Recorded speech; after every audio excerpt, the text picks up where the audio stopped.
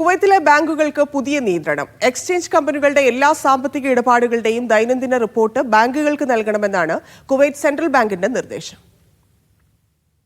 പുതിയ നിർദ്ദേശപ്രകാരം എക്സ്ചേഞ്ച് കമ്പനികൾ 3000 കുവൈറ്റ് ദിനാറിന് മുകളിലോ താഴെയുള്ള എല്ലാ ഇടപാടുകളുടെയും സമ്പൂർണ്ണ വിവരങ്ങൾ ബാങ്കുകൾക്ക് നൽകണം. ബാങ്കുകളുടെ ഓപ്പൺ ലൈനുകൾ വഴി ധനസഹായം നൽകുന്ന ഡോളർ വിവരങ്ങളും ഉൾപ്പെടുത്തണം.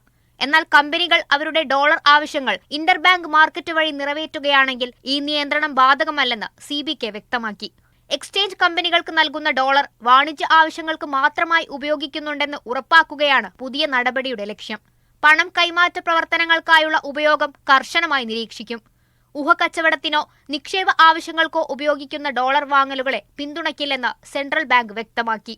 നിയമാനുസൃത ബിസിനസ് പ്രവർത്തനങ്ങൾക്കായി മാത്രം ഡോളർ അനുവദിക്കുമെന്ന് ബാങ്കിംഗ് വൃത്തങ്ങൾ അറിയിച്ചു. എക്സ്ചേഞ്ച് കമ്പനികളുടെ ക്ലയന്റുകളായ സ്ഥാപനങ്ങളുടെയും കമ്പനികളുടെയും വാണിജ്യ ഇടപാടുകൾ ഇതിൽ ഉൾപ്പെടും. മറ്റെല്ലാ ഡോളർ ആവശ്യങ്ങളും ബാങ്കുകളോ കമ്പനികളോ സ്വതന്ത്രമായി ഇന്റർബാങ്ക് മാർക്കറ്റ് വഴി കണ്ടെത്തണമെന്നും അധികൃതർ നിർദ്ദേശിച്ചു. 2026 FATF വിലയിരുത്തലിനുള്ള തയ്യാറെടുപ്പിന്റെ ഭാഗമായാണ് നടപടിയെന്ന് സെൻട്രൽ ബാങ്ക് അറിയിച്ചു. Media 1 Kuwait city.